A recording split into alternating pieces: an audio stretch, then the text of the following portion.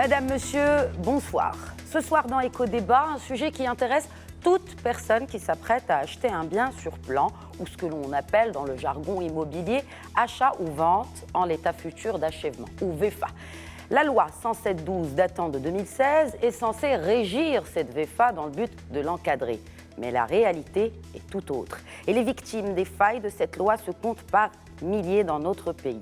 On reproche à la tutelle le manque de concertation avec les principales parties prenantes, notamment les promoteurs immobiliers et l'ordre notarial dans la rédaction de la nouvelle mouture après celle de 2002 de cette même loi. Sans oublier qu'on est toujours en attente de l'adoption du décret devant définir les conditions relatives aux garanties. En attendant, des promoteurs immobiliers crapuleux continuent de sévir malgré l'arsenal de textes juridiques exigés pour la construction ou encore l'acte de bâtir. Alors, comment éviter abus, fraude et autres arnaques? Qui est responsable? Quels sont les recours d'une victime en cas de litige? Et surtout, comment revoir cette loi et surtout son application, voire même son applicabilité? Nous répondons à ces questions et à bien d'autres en compagnie de nos invités. Ce soir, tout d'abord, j'ai le plaisir d'accueillir Maître Samir Okhlifa, avocat au barreau de Rabat. Bonsoir et bienvenue. Merci madame et merci pour votre invitation. Également sur le plateau et pour représenter les promoteurs immobiliers, le vice-président de la Fédération marocaine de ces promoteurs, Mohamed Anis Benjeloun. Bonsoir et bienvenue à vous aussi. Bonsoir madame. Une des parties prenantes essentielles dans n'importe quelle transaction immobilière ou autre d'ailleurs, il s'agit bien sûr du notaire. Ce soir, j'ai le plaisir de recevoir Maître Abdelmjid Barkash. Bonsoir et bienvenue à vous aussi. Je suis ravi d'être parmi vous et puis surtout éclairer le public sur les problématiques que nous allons débattre c'est le but, ce soir. C'est le but. Et puis pour représenter les consommateurs, le secrétaire général de la Fédération nationale des associations de protection du consommateur, Madi Houadia, bonsoir et bienvenue à vous aussi sur ce plateau. Merci à vous. Avant de commencer, donc de rentrer dans le vif du sujet de cette loi VEFA, tout d'abord, il faudrait peut-être passer par l'explication. Qu'est-ce qu'une vente en état de futur achèvement? Et bien sûr, ma question est destinée au notaire, parce que voilà, vous êtes en charge de, chapeauter cette opération. Qu'est-ce qu'une VEFA? Bien sûr, c'est une opération qui porte d'abord sur un bien virtuel. Et en tant que tel, ce qu'on attend des promoteurs, c'est d'édifier sur un terrain, un immeuble. Et une fois qu'il est édifié, il va le vendre à un acheteur qui, lui, va devoir payer le prix au fur et à mesure de l'état d'avancement des travaux. Ça, c'est la définition juridique. Il y a une évolution par rapport à la loi 44.0.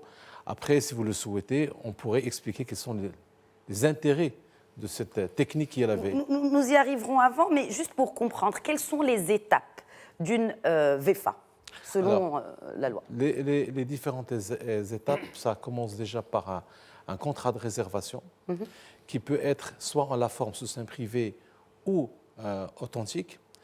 Et dans les 6 mois, il faut absolument faire ce qu'on appelle un contrat. Dans les 6 mois, c'est défini? C'est défini par la loi. Très bien. Un contrat préliminaire. Et une fois que le contrat préliminaire est signé entre promoteur et acheteur, on attend l'achèvement des travaux qui se matérialise par l'obtention de ce qu'on appelle un permis d'habiter ou un certificat de conformité, suivi par un éclatement du titre foncier. Donc, c'est la division de l'ensemble immobilier en copropriété qui donne lieu à la création d'un titre foncier divis. Et c'est ça qui va faire l'objet de l'acte de vente définitif. Qu'en est-il des paliers de paiement? Alors, le palier des paiements, effectivement, il y a un échéancier de paiement. C'est ça qui protège en fait l'acheteur. C'est que le paiement se fait en fonction d'un échéancier. 5% au moment du contrat de réservation. 5% du prix de vente. Du prix de vente. Qui est séquestré sur un compte, bien sûr, du promoteur. Ensuite, au moment du contrat préliminaire, on verse encore 5%. Si le contrat de réservation n'a pas été on verse 10%. Et au lancement des travaux, on paye encore 10%. Donc on arrive à 20%. Sur les 60%, c'est aux parties de définir les prorata.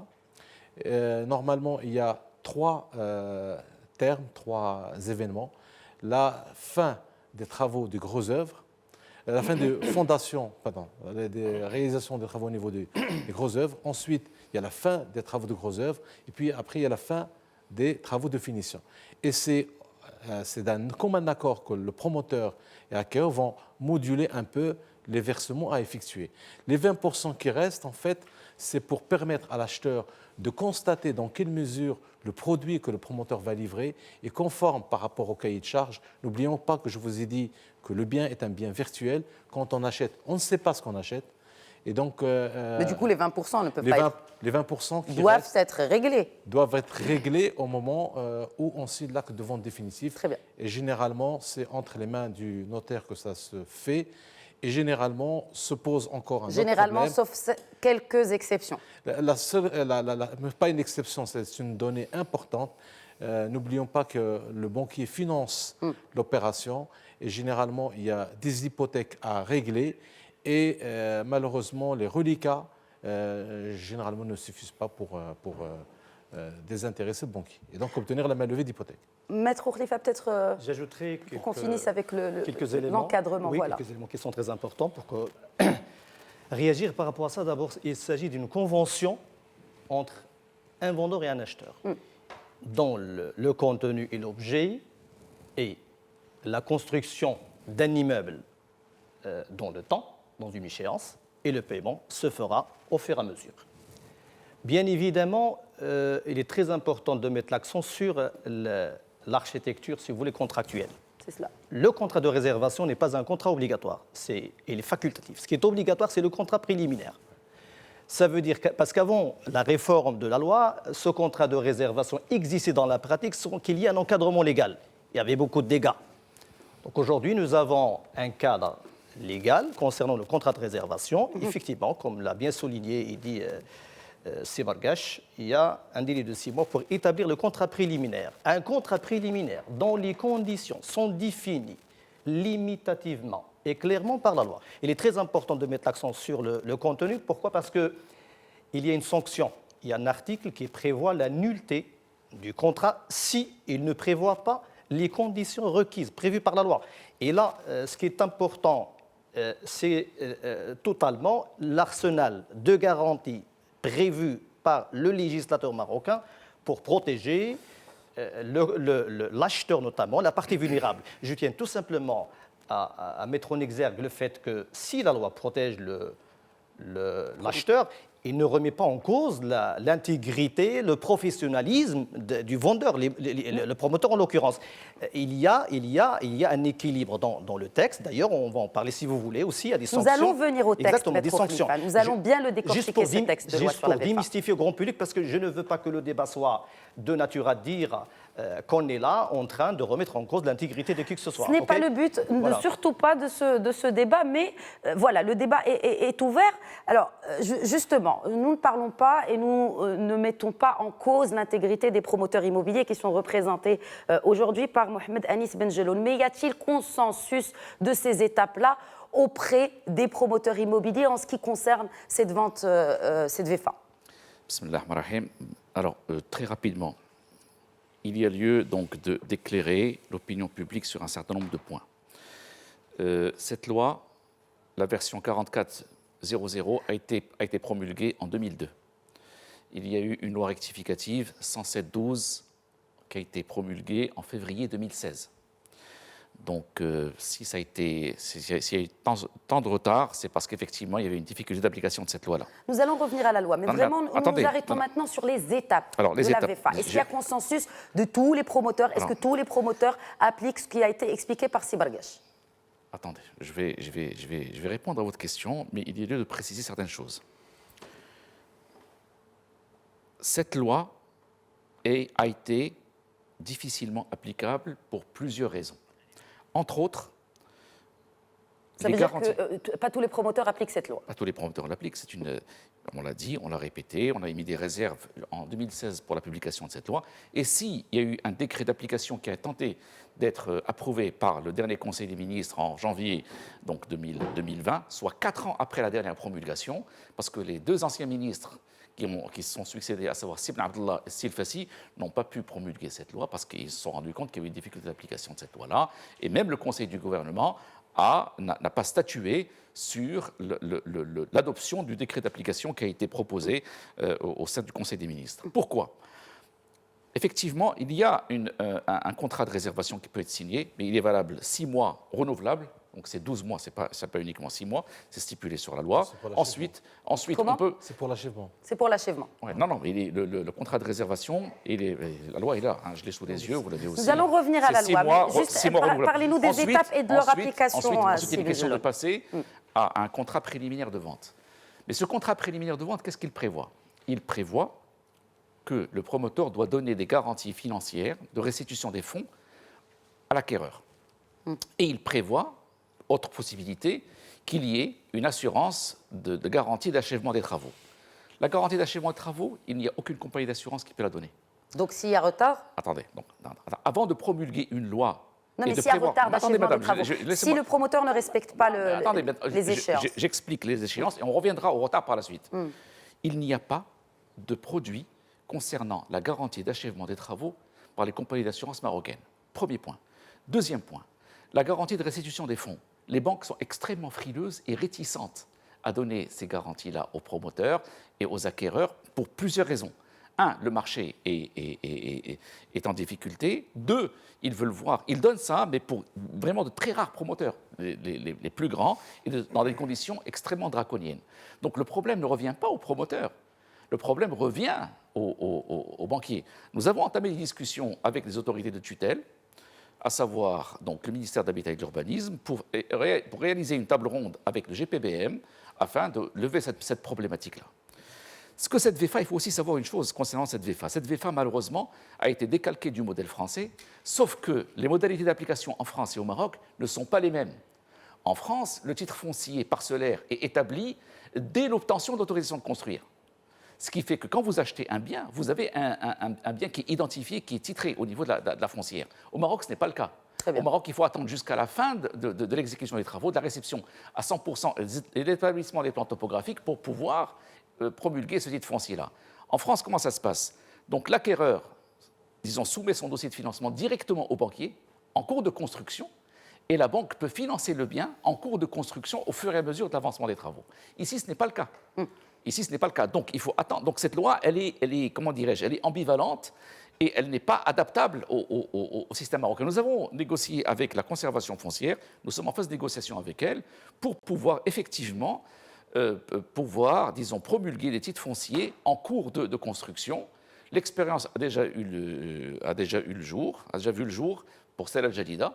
Pourquoi ne pas la recommencer? Nous sommes en train de mettre en place des projets pilotes pour aller dans ce sens-là, afin de réellement faire adapter cette loi dans le contexte marocain. Un dernier point, s'il vous plaît. Vous avez parlé tout à l'heure dans votre présentation de promoteurs immobiliers crapuleux.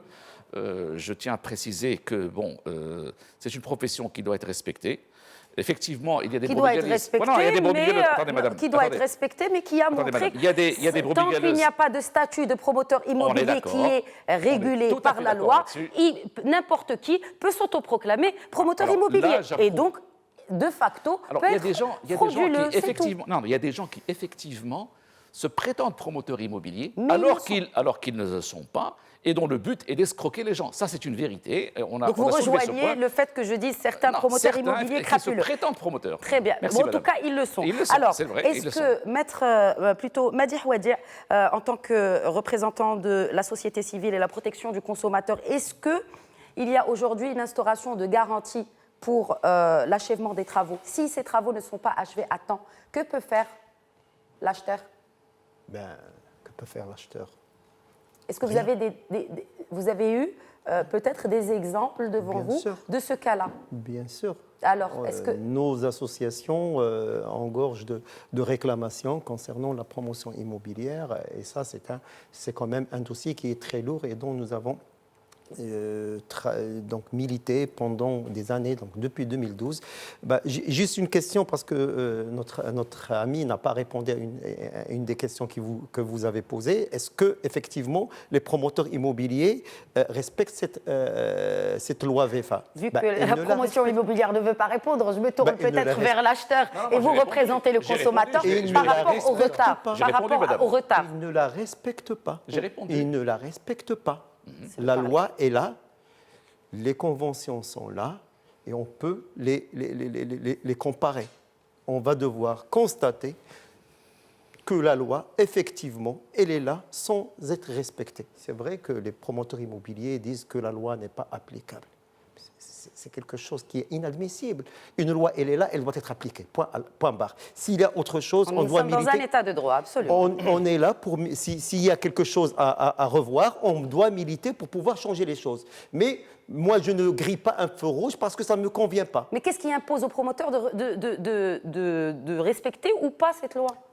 Effectivement, ça, c'est aussi le souci de la loi, parce que si on va, disons, regarder un peu la loi, donc on va constater qu'il n'y a aucune restriction, aucune obligation, sauf la nullité de contrat, ou peut-être bien payer certains intérêts dans le cas du non-respect de la date de livraison, mais la loi n'est pas contraignante pour les promoteurs immobiliers.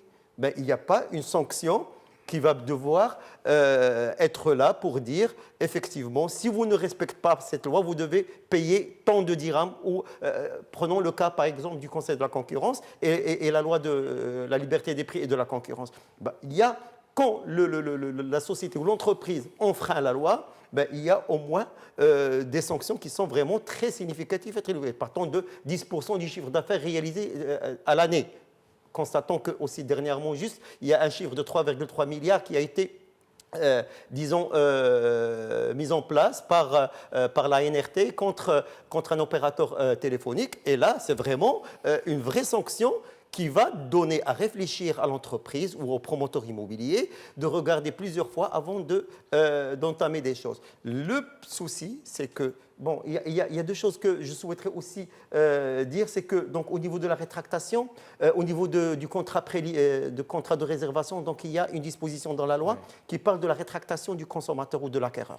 Ça, c'est très important. Elle est de 30 jours. C'est-à-dire que l'acquéreur peut se rétracter dans un délai de 30 jours. Après signature du contrat préliminaire. Après la signature du contrat de réservation. Ah, que de réservation. De réservation. C'est pour cette raison que Maître a dit que le montant qui est donné, donc les 5% avancés, ils sont dans un compte séquestre, donc entre les mains du promoteur. C'est parce que cela va devoir garantir effectivement le remboursement de cette rétractation. Il y a aussi ce qui est extraordinaire, c'est la caution. Quand la loi demande à ce que les opérateurs dans le secteur donnent une caution aux acquéreurs, subhanallah al-azim. Pour ça, on ne peut pas donner une caution parce que c'est pas possible, c'est pas comme la loi française, c'est pas, alors que normalement l'acquéreur a donné de l'argent. Il a donné, donc, dans un projet de 100 habitants ou 200 logements, 300 logements, bah, calculer au moins les 10% qu'on va devoir donner, nous, en tant qu'acquéreurs, à ces promoteurs-là. Et le chiffre qui va effectivement être assez conséquent et assez important. Il ne faut pas venir nous dire non, on ne peut pas, ça c'est pas possible, ça ce n'est pas comme la France, hein, on ne peut pas, disons, appliquer la loi de la VFA ici. Ben, effectivement, si on ne peut pas appliquer la loi de la VFA au Maroc, ben, on n'appliquera jamais toutes les lois qui sont, parce que ça sent très bien que presque toutes les lois marocaines sont copiées de la France. De la France. Pourquoi celle-ci, elle n'est pas valable? Très bien. Voilà. Expliquons cette loi, messieurs. Expliquons cette loi sur la VFA pour qu'on puisse avancer dans le débat, Stephen Gillon. Expliquons, Maître Okhlifa, expliquons cette loi de la VFA, parce qu'on en parle. Que dit exactement cette loi? Oui, nous allons y revenir. Stephen Gillon, on va d'abord expliquer ce que c'est que cette VFA, si vous le permettez. C'est mon rôle de gérer ce débat. Si vous le permettez. Il n'y a pas de problème. Merci beaucoup. Maître Okhlifa, qu'est-ce que dit cette loi de la VFA? Par rapport au délai déjà, parce que on va tout expliquer dans le délai cette est très loi. important. Merci. Parce qu'effectivement, partant d'un état des lieux, il faut qu'on soit clair. Effectivement, il y a des victimes. Bon, maintenant pour la question des délais. Que dit la loi? Le contrat préliminaire doit stipuler des délais d'achèvement. Maintenant, le délai n'est pas défini. C'est le promoteur. On est dans un contrat d'adhésion. Et pour expliquer aux téléspectateurs, un contrat d'adhésion, c'est un contrat rédigé par le promoteur, signé par l'acheteur consommateur. Et donc, de ce fait, il y a déjà un engagement préalable de définir un délai. Maintenant, en cas de non-respect, effectivement, la loi ne prévoit pas de sanctions. Mais ça ne veut pas dire qu'il n'y a pas de sanctions, parce qu'il y a référence faite par les magistrats aux règles générales, au droit commun. C'est-à-dire, le cas échéant, si il n'y a pas de délai stipulé dans le contrat préliminaire ou il y a un délai qui n'a pas été respecté, tout simplement, le juge il a un pouvoir d'appréciation. Le cas échéant, on parle d'un délai raisonnable. Le dahir des obligations des contrats prévoit en l'occurrence la possibilité de définir en fonction du projet. Maintenant, ça d'une part. Deuxièmement, pour la question des garanties, il y a 2 formes de garantie pour que ça soit clair. Il y a la garantie par rapport au remboursement des fonds payés par l'acheteur. Il y a la garantie par rapport à l'achèvement des travaux. Parce qu'il s'est avéré, d'après la pratique, que même après livraison, il y a des problèmes de conformité, il y a des problèmes Le cahier des charges qu'évoquait Sibargash. de cahier de charges signé, attention, cahier de charges signé par les 2 parties et déposé auprès du notaire. Et il est très important aussi de le souligner, le notaire ne doit pas débloquer les fonds au profit du promoteur qu'après avoir délivré l'attestation de garantie. Alors aujourd'hui, qu'on fasse le distinguo entre 2 choses, entre une réalité des assureurs qui, bon, je ne sais pas, moi je ne peux pas me prononcer là-dessus. Mais il n'y a pas d'assurance sur cela. Oui, je n'en sais rien. Je n'en sais rien parce que pour moi, l'assurance c'est un produit négociable et les promoteurs avec les moyens, l'armada de moyens dont ils disposent, avec leur notoriété, leur fonds. Alors je pense qu'ils doivent être en mesure de négocier les assurances. Aujourd'hui, on a surtout dans le monde des sinistres qui dépassent ce dont on parle aujourd'hui. Donc s'il y a un problème d'assurance, c'est un problème de la profession et ça n'a rien à voir avec la loi. La loi, il est là pour protéger c'est les promoteurs qui sont responsables. Non, protéger tout le monde. Alors deuxièmement, est-ce que c'est le notaire ou le promoteur immobilier? Non, quelle profession? Je parle déjà du fait qu'on parle d'une assurance qui fait défaut parce qu'un assureur refuse. Je pense que c'est un problème à régler entre la profession et les assureurs à travers des négociations et ça c'est la partie commerciale de la chose. Ce qui nous intéresse nous aujourd'hui est de dire c'est un consommateur. Aujourd'hui, il faut qu'on sache que l'achat de l'immobilier par un Marocain, au-delà de l'aspect économique, ça rentre dans nos mœurs, dans notre esprit, c'est notre culture à nous. On est là dans une mentalité de Marocains qui font des investissements et donc c'est l'épargne de leur vie qu'ils mettent là-dessus et à un moment donné se retrouvent devant un promoteur qui ne respecte pas les délais et qui ne respecte guère le cahier de charge. Il y a un élément fondamental, si vous permettez, parce qu'il y a des informations qui à mon avis, fallacieuses sur certains organes de presse quand on parle de décret d'application. Et on parle du fait qu'on va mettre en stand-by une loi parce qu'il y a un texte qui fait défaut. Alors, ce n'est pas vrai. Pour moi, l'obligation, elle est prévue par la loi. Il existe. Et ce abstraction faite de ce texte définira les modalités d'application. Mais le texte, il est clair, il dit explicitement, on doit, avant de dire, le notaire, il est responsable, et on va parler peut-être de la responsabilité civile et pénale du notaire là-dessus. Il est responsable de garder les fonds, pour démystifier, pour ne pas utiliser les termes techniques, de garder les fonds, et il en est garant, et il ne peut les débloquer au profit des promoteurs qu'après la délivrance de cette fameuse attestation de garantie. Cela est en théorie et en pratique ou en pratique c'est autre chose? En pratique c'est autre chose aujourd'hui. Très bien. Parce qu'on a déjà des dégâts. Ok. Une réaction peut-être c'est Benjeloun avant la fin de la première partie. Vous avez 1 minute. Je n'ai pas 1 minute, il faut me donner plus de temps que ça. Non, vous avez un droit de réponse. J'ai un droit de réponse qui est important. Malheureusement, il y a certaines officines qui depuis un moment font véhiculer des idées qui sont effectivement fallacieuses, comme l'a dit l'Oustad, dans l'opinion publique, concernant les promoteurs immobiliers qui ont un super pouvoir, etc. Et qui ont conduit au scandale, et qui ont fait croire à l'opinion publique comme quoi les promoteurs immobiliers, encore une fois, se faisaient des marges faramineuses et qui pouvaient donner un 3e logement pour 2 achetés. C'est ce qui a conduit au scandale qu'a vécu Bob Darna. Et ces propagandeurs de ces affirmations portent une responsabilité par rapport au problème qui s'est posé par rapport à Bob Darna. En ce qui concerne Siwadir, plusieurs éléments de réponse. Vous dites que la loi doit être appliquée. J'ai une question à vous poser. Est-ce que les organes publics de promotion immobilière appliquent la loi? Non. Très bien. Donc, ils ne l'appliquent pas. Ils ne sont pas tenus à l'appliquer. Madame, ils ne l'appliquent Ce n'est pas. pas prévu pour l'État que... Si. Donc, les organes publics n'appliquent pas cette loi de la VEFA. Je suis d'accord avec vous. Point numéro 1. Point numéro 2. Si vous avez une solution miracle pour permettre aux promoteurs immobiliers d'accéder à des garanties bancaires, donnez-les-nous. Le gouvernement a été incapable de statuer là-dessus. Et le décret d'application n'est pas passé au Conseil du gouvernement pour cette cause. Alors arrêtez de faire de la propagande qui est mensongère sur une réalité. Ce texte est inapplicable de l'avis même du Conseil du gouvernement et de tous les membres dirigeants de ce pays-là. Mais pourquoi il y a certains promoteurs qui l'appliquent? Mais madame, ce sont une infime minorité. Vous le faites? Attendez, Est-ce que vous êtes promoteur immobilier? Est-ce que vous appliquez cette loi de la VEFA? Laissez-moi terminer ma phrase. Oui ou non? Laissez-moi terminer ma phrase, s'il vous Allez-y. plaît. Je vous Répondre dis à ma question. écoutez, nous avons des contacts assez poussés et assez, disons, serrés avec les banques pour leur demander quelles sont les possibilités de donner des garanties, des cautions, des cautions aux acquéreurs. Pour pouvoir appliquer cette loi. Elle refuse. Pour pouvoir appliquer cette loi. Je vous explique une chose. Très bien. Il faut que le téléspectateur Bah, comprenne donnez-le bien. les Attendez, garanties je pour ne qu'il vous ai pas interrompu. Là, si, vous Non, je ne vous ai pas m'avez interrompu. plusieurs Vous me laissez terminer, s'il vous plaît. Vous m'avez fait Non. Il nous reste très peu de temps pour la fin de la première partie. Il faut messieurs. comprendre une chose. Allez-y. C'est qu'une banque ne peut financer un projet que lorsqu'elle a une visibilité sur la précommercialisation.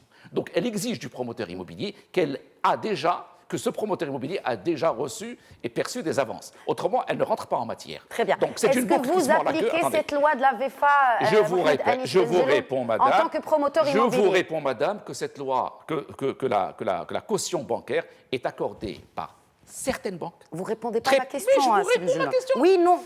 Certaines banques accordent cette caution à de très grands groupes immobiliers Mais vous ne qui ont répondez pas à ma qui ont des question. capacités. Oui ou non? Mais madame, Appliquez-vous cette loi de la VEFA? Je vous réponds, madame. Vous ne me facilitez pas la tâche. non, mais Alors oui ou non? Je vous réponds Non. que certaines banques donnent des cautions hypothécaires à des grands groupes immobiliers. Donc vous l'appliquez mais- pas, la loi. Mais vraiment au cas par cas. En tant que Parce promoteur parce- immobilier, vous ne l'appliquez pas cette loi de la VEFA? Mais qu'est-ce qu'on applique en tant que promoteur immobilier? l'appliquez pas. On respecte la loi dans ce sens qu'on fait un contrat Ça préliminaire. veut dire si vous la respectez, vous l'appliquez?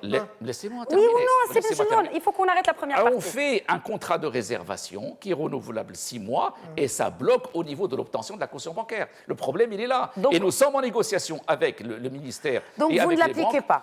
La Très bien. majorité ne l'applique pas. Vous Oui. l'appliquez ou La pas majorité en ne tant l'applique pas. que vice-président de la Fédération des promoteurs immobiliers? La majorité des promoteurs immobiliers ne l'appliquent pas. Très bien. Vous voulez toujours pas répondre à ma question? Non, Je vais j'ai arrêter répondu. d'insister. Voilà, c'est la fin de la première partie d'Éco-Débat. Nous revenons dans quelques instants au débat. Merci de rester avec moi tout de suite.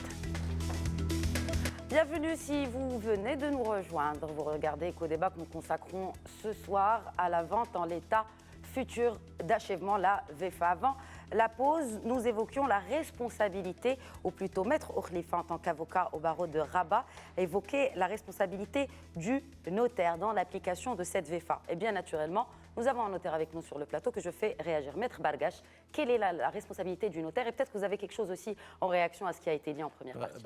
Je vais commencer d'abord je vais rebondir par rapport à ce qui a été dit.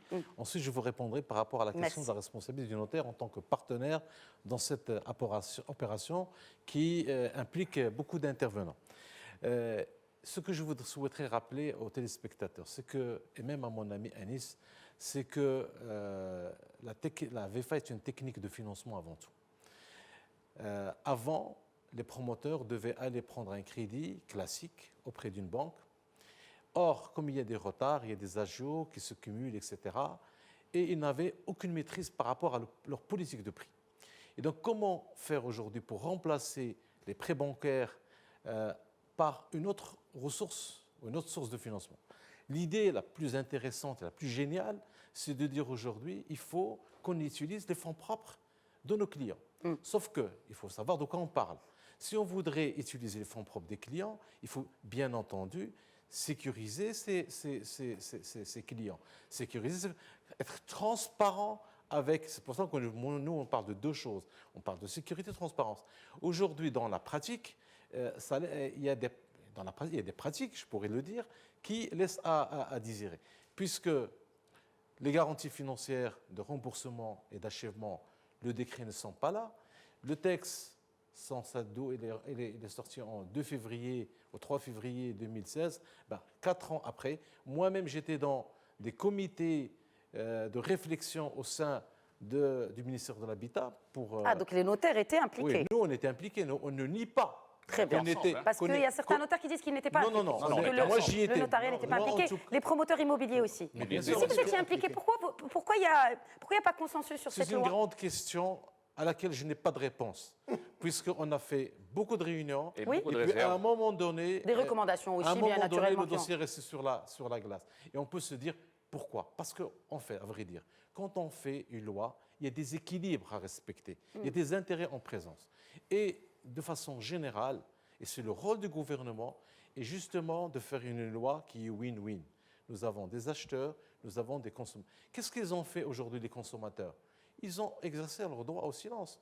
Je ne fais pas, parce que quand je rentre dans un achat sur plan, c'est l'aventure.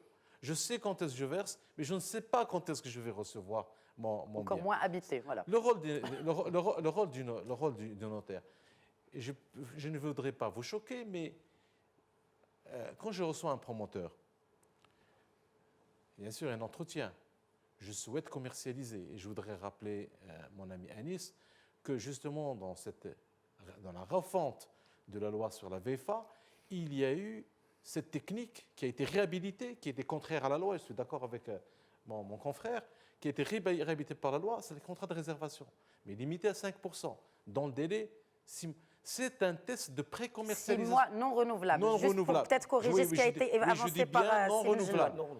Alors, Non renouvelable. Alors, le test, ce contrat de réservation, c'est quoi le but? Comme j'ai dit que la VFA est une technique de financement, c'est de tester le marché. À partir du moment que le promoteur, propriétaire, je dis bien propriétaire de son terrain, qui a l'autorisation de construction, qui a des plans de variéture, qui a des cahiers de charges, qui a des plans béton armé, il a toute sa documentation, à ce moment-là, il peut s'adresser au public. Et quand il s'adresse au public pour amener des acheteurs vers lui, il faut absolument qu'il ait, lui, pour être tranquille, pour que lui soit tranquille, quand il a 30-40% de réservation, il sait que son opération est économiquement viable et que le banquier derrière va savoir, même en s'impliquant, même en donnant des garanties bancaires, il sait que l'opération, il va aller jusqu'à son terme. Maintenant, nous, les notaires, quand on fait l'entretien avec le promoteur, est-ce que vous êtes propriétaire? Est-ce que vous avez des autorisations? Les contrats de réservation, ils peuvent les faire par acte sous privé, donc pas dans nos études. 6 mois plus tard, on leur demande des garanties financières de remboursement et d'achèvement. Ben, il n'y a pas. Bien sûr, en tant que notaire, le bon père de famille, parce que c'est une notion importante, je ne vais pas m'impliquer dans un projet où je vais engager totalement ma responsabilité et ma profession derrière, parce que nous sommes la seule profession aujourd'hui qui a des garanties collectives. Nous avons un fonds de garantie, nous avons des assurances qui vont aller jusqu'à 20 millions de dirhams. Donc, nous, on considère, bien qu'on ait des garanties par rapport à nos clients, on préfère ne pas faire. Mais il y a pourtant des notaires qui font. Alors, sans la garantie que le promoteur détient, n'est-ce pas, Maître Khalifa, détient le terrain, encore moins qu'il ait un permis de construire. Enfin, alors, comment cela se fait-il? Ce que vous ne dites pas, et je sais de quoi vous parlez, de l'affaire Babdarna. Babdarna, il faut autre, il y a eu d'autres affaires. Celle-ci a été médiatisée, c'est pour cela qu'on en parle et que je ne nomme pas. Il y a eu beaucoup d'autres affaires qui ne sont pas médiatisées, si Nadir peut confirmer. Madame, dites-moi. L'affaire Babdarna a été surmédiatisée. Pourquoi surmédiatisée? Et là, j'appelle à tout le monde. Les organes de presse, ils ont fait des publicités, le moins qu'on puisse dire, mensongères. Et je me pose la question pourquoi la ACA n'a pas dû intervenir justement en temps opportun pour dire stop. Mais si le notaire a été leurré, qu'est-ce que vous me parlez des organes de médias ou autres? Je dis bien si même le notaire a été leurré, enfin, aurait été leurré. L'affaire Babdarna est une exception. C'est comme dans le contexte américain, il y a l'affaire Madoff. Oui. Chez nous, il y a l'affaire Babdarna parce que ce n'est pas des promoteurs. C'est ça ce que je dois dire. Je ne peux pas les considérer comme des promoteurs. Ce n'est pas des promoteurs parce qu'ils n'étaient pas propriétaires de leur terrain. Ils ont tout simplement monté une arnaque. Oui, très bien. Maître Khalifa. Je suis avocat parmi vous. L'obligation professionnelle m'oblige de dire qu'il y a une présomption d'innocence. Bien sûr. par rapport à l'affaire Babdarna, Bien sûr. il n'y a pas question de débattre aujourd'hui de cette affaire. Ce n'est C'est pas une le but affaire de confiée à la cette émission. justice, qu'on attaque au vif des sujets, au texte. Alors, il y a lieu aussi de clarifier une chose. Quand on s'adresse à un notaire, un professionnel de manière générale, avocat, notaire, nous sommes des garants pour protéger les intérêts des parties en présence. Les parties contractantes en l'occurrence. Mais si vendeur le acheteur. notaire représente Exact. les deux parties Mais- à oui. Maître Khalifa, Ouais, s'il représente l'acheteur et le promoteur. Justement, Mais c'est ça. Il consulte également les avocats, attention, il consulte également Oui, les avocats, pas que le justement. notaire. Justement. D'ailleurs, j'y arrive. Alors, le grand problème, et là, je vous parle de mon expérience personnelle. Alors, on est devant un notaire, il représente le vendeur. Oui. Et ça, c'est un grand problème. Et je ne me mise pas dans les affaires internes de la forcément. profession. Non, c'est lui. Généralement. Je parle d'une réalité On peut peut-être- vécue. peut-être je le laisser parle d'une finir, réalité laisser vécue. finir, Maître Khalifa. Parler Vécue. du notaire promoteur. Voilà. Alors, et donc, moi, je n'irai même pas de le qualifier ainsi. Mais c'est un problème de la profession. De deux. Aujourd'hui, comment se fait-il que nous avons un dispositif, nous avons des dispositions légales, et que nous avons des contrats rédigés par des professionnels qui ne respectent pas le texte. Et donc, automatiquement, il ne faut pas qu'on soit surpris des poursuites au pénal. Il y a une responsabilité pénale. C'est-à-dire si on ne respecte pas Ah oui. tout ce qui est Ah rédigé oui, dans le il y a la contrat. responsabilité pénale des professionnels, parce que là, on peut passer d'un problème de civil ou commercial dans un contrat à un acte pénal. On est devant des informations, des faits mensongères, on est devant du faux, on est devant l'usage de faux, il y a des fois l'escroquerie, il y a non-exécution d'un contrat d'après ce que prévoit l'article 551 du Code pénal marocain, et j'en passe. Et donc, aujourd'hui, il faut dissocier deux choses. La responsabilité des promoteurs, c'est une responsabilité à plusieurs niveaux, et la responsabilité des professionnels d'autre part. Alors, je tiens aussi à tirer au clair des choses. Alors, par rapport à ce qu'a dit Maître Bargach, par rapport au financement, la technique de financement. Effectivement, ce sont des techniques, ce sont des montages financiers. Et donc, ces montages financiers, même dans les grandes bourses internationales, derrière, on met des textes pour protéger les intérêts des parties vulnérables. Oui, on cherche l'équilibre, mais il y a un consommateur qui est vulnérable. Aujourd'hui, vous avez un promoteur qui a tous les moyens de préparer son projet, d'aller négocier avec le banquier. Alors, je tiens juste à expliquer à Sibn Jlin une chose. Le texte, avec sa rigueur, il protège le promoteur professionnel. C'est pour, en quelque sorte, définir dans la profession les brebis galeuses et les canards boiteux et les professionnels. Alors aujourd'hui, pour moi, quelqu'un qui respecte... Alors, parce que j'ai entendu un discours contradictoire, si vous permettez, quand même une petite mention. Tout à l'heure, on parle de inexistence absolue de garantie. Et après, il y a certaines banques qui accordent à certains promoteurs. Pour moi, ça ne m'inquiète pas qu'il y ait des entreprises marocaines capables de porter un projet et qui va satisfaire les Marocains. Et surtout pas, pour moi, le public n'est pas un exemple. Il ne faut pas dire que les entreprises publiques qui sont dans l'immobilier ne respectent pas. Oui, s'ils ne respectent pas, ils doivent subir les mêmes sanctions que toutes les entreprises. Justement, il y a, si vous voulez, si on veut être aussi juste, on peut dire qu'il y a une disposition dans le texte qui dit que les entreprises publiques, les établissements publics qui sont dans le secteur sont dispensés de fournir de la garantie. C'est cela. Je pense que c'est un problème de concurrence. Je suis d'accord avec ces mesures. Je parlais de cela tout à l'heure, en effet. Non, effectivement, il y a un problème. Il y a un problème parce que pour moi, on est dans un marché commercial. Très bien. On doit être sur le même pied d'égalité et on doit vendre aux mêmes conditions. Il y a un point, s'il vous plaît, à ne pas omettre aussi. Il y a la responsabilité du promoteur, il y a la responsabilité des professionnels, mais il y a aussi la responsabilité de l'administration parce qu'il y a des autorisations après. Et qu'est-ce qu'on fait? Parce que moi, j'ai aussi vécu ça dans la réalité. Et qu'est-ce qu'on fait que ce promoteur qui a affaire à plusieurs départements, plusieurs administrations, et que des fois, pour avoir telle ou telle autorisation, tel contrôle, c'est pas évident. Donc, ça impacte effectivement le délai. Vous parlez de la simplification des procédures. Absolument. Pour le promoteur qui est immobilier. un débat vétuste au Maroc, un débat... Qui ne concerne pas que le secteur immobilier. Absolument. Combien de temps, plus ou moins, par rapport à toutes les autorisations, notamment celles de 12 à construire 18 mois, madame. 12 à 18 mois. 140 signatures. Nous avons un problème de bureaucratie administrative, ça c'est un constat. C'est un constat, Maintenant, c'est sûr. on en a parlé trop depuis les années 90. Moi, j'ai entendu ce discours sans qu'il y ait une réalité. On parle d'un guichet unique. Je ne vois pas où est ce guichet unique. Exact. Il existe nulle part. Exact. Il se cherche toujours. Et Très bien. donc, ce qui fait, pour être juste, il y a un problème d'administration. Parfait.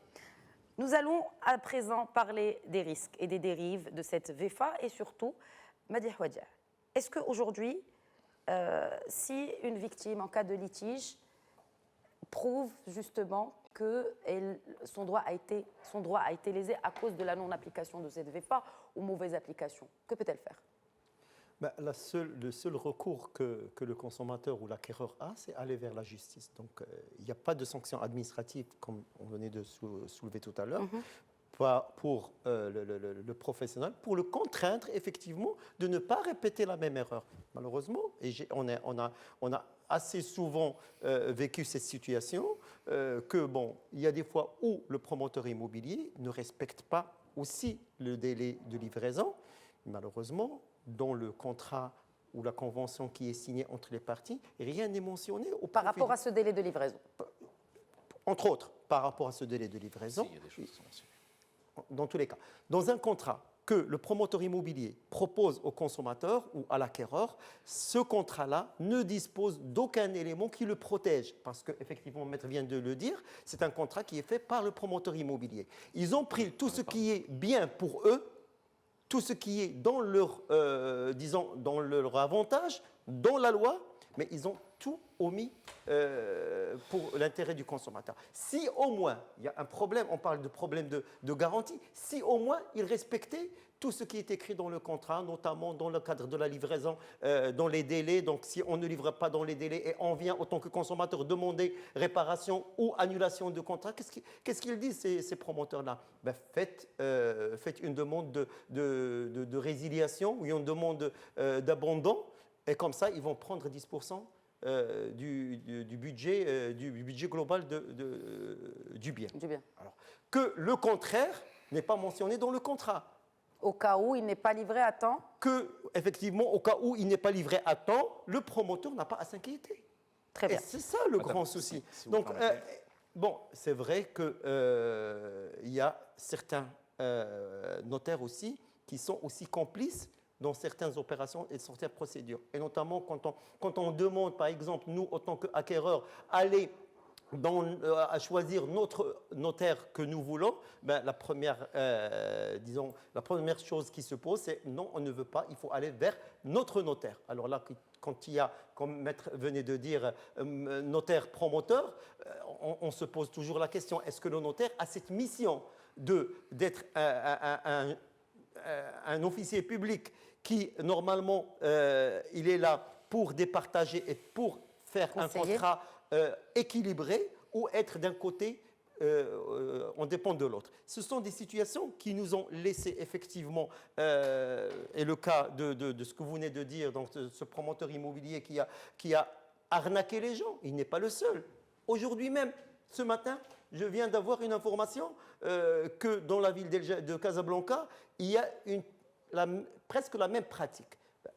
Dites-moi, est-ce qu'il y a une entreprise, un promoteur immobilier, qui va devoir investir des millions et des millions de dirhams avec un capital de 30 000 dirhams?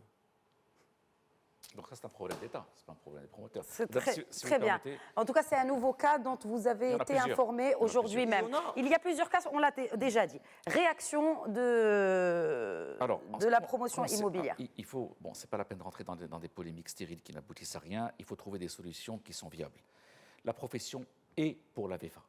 Nous réalisons des contrats donc, de réservation, ces contrats de réservation avec des acquéreurs et qui effectivement ne peuvent pas se concrétiser pratiquement en contrat donc, de vente en état futur d'achèvement. Pourquoi? Parce que les garanties ne peuvent pas être obtenues pour la restitution des fonds par les banques et par les assurances. Le produit pour les assurances n'existe pas. Nous sommes en négociation avec le ministère et avec les banquiers pour pouvoir trouver des solutions de facilité pour l'obtention de ces garanties-là, et avec les assurances également. Si Bargash tout à l'heure a parlé d'un échéancier de paiement, etc., l'une des autres solutions, ce serait que la conservation foncière, avec laquelle nous sommes en discussion également, et je tiens à le répéter, et pour l'établissement de titres fonciers en cours de réalisation du projet. Les délais de livraison, contrairement à ce qu'a dit Wadir, dans cette VFA, il est prévu des pénalités de retard pour les acquéreurs et pour les promoteurs. Si les acquéreurs ne respectent pas leur échéancier, il y a des pénalités, et pour les promoteurs également. Il y a aussi Est-ce qu'ils finissent par les avoir entre la théorie et la pratique? C'est une gelotte. On parle de la théorie.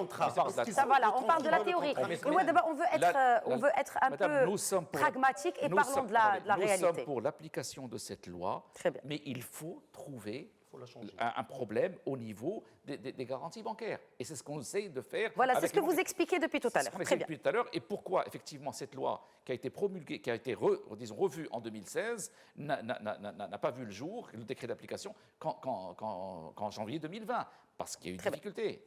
Je voudrais juste revenir. Oui, je tiens à rappeler autre chose. Oui, par rapport Je tiens à rappeler autre chose, c'est que ce secteur emploie 1 million de personnes.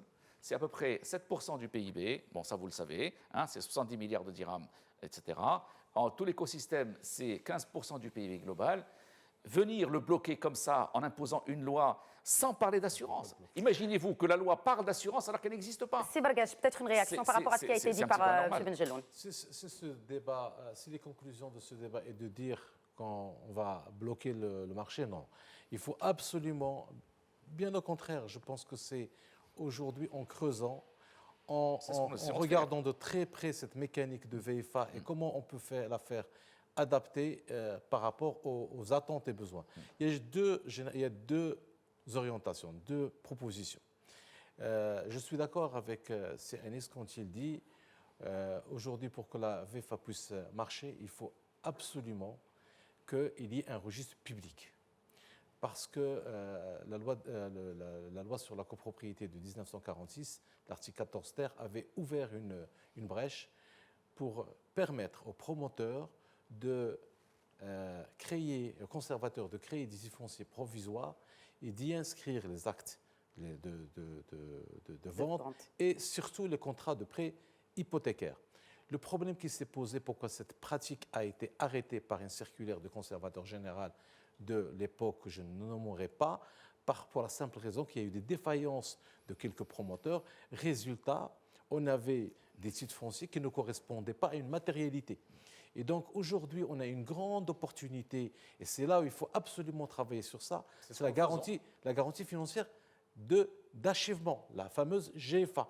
Parce que le conservateur, il pourrait très bien marcher dans cette formule, mais à condition de rassurer les acquéreurs en face, de dire aujourd'hui, créons un titre foncier, on peut inscrire les actes de vente en état futur d'achèvement et donc changer le caractère aujourd'hui du contrat préliminaire qui est juste un contrat non translatif de propriété. Il faut que le contrat devienne un contrat qui transfère la propriété et qui est inscriptible et donc modifier l'article 65 du Code de droit réel pour permettre l'inscription et de l'acte et l'inscription de l'obligation hypothécaire. Et comme on a une garantie financière d'achèvement, quoi qu'il arrive, parce que c'est ça véritablement qui intéresse un acheteur, n'oublions pas l'essentiel, un consommateur, ce qu'il veut, ce n'est pas, in fine, ce n'est pas le remboursement de ses avances. Non, il veut habiter, quoi. Il veut avoir son logement. Or, à partir du moment, même en cas de défaillance du promoteur, vous avez une banque ou une assurance qui va se substituer à ce promoteur défaillant parce que le risque économique, l'aléa économique, il est là. Un notaire peut être défaillant, un avocat peut être défaillant, mais un promoteur également peut être défaillant. Très bien. Merci beaucoup, messieurs, d'avoir enrichi le débat sur cette question très importante et d'autant plus qu'elle est d'actualité de cette VFA. Merci à tous de votre fidélité. Très bonne suite des programmes sur notre antenne. Je vous donne rendez-vous la semaine prochaine pour un nouveau numéro d'Éco Débat. D'ici là, très bonne semaine à tous.